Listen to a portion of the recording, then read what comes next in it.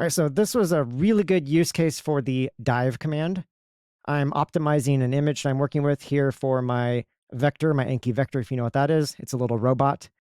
Anyways, there's a great effort to open source basically a vector server, and the build process for the Docker image is definitely a second-class citizen. I thought I'd improve this a little bit. And so one of the things that I've done is instead of having a copy at the top of the Docker file, which means everything gets rebuilt every time this runs, I split things up, and I was able to minimally copy in the setup script as well as the go mod and sum files. And then I was able to build everything up to this point without needing any other files in the chipper directory. My one concern is it possible in the process of then copying everything in that I'm clobbering some of the stuff that's set up to this point in time that I've copied in? So this is a great use case for the dive command because I can just take a look and see what are the changes for this copy instruction here. And does that clobber anything that I care about? So if I come over and run dive on this image,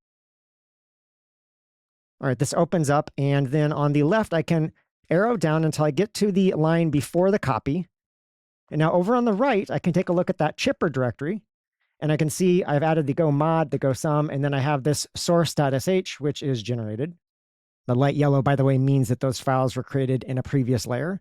And the light green on the source sh means that this was created in the run instruction that I'm currently sitting on right before the copy instruction.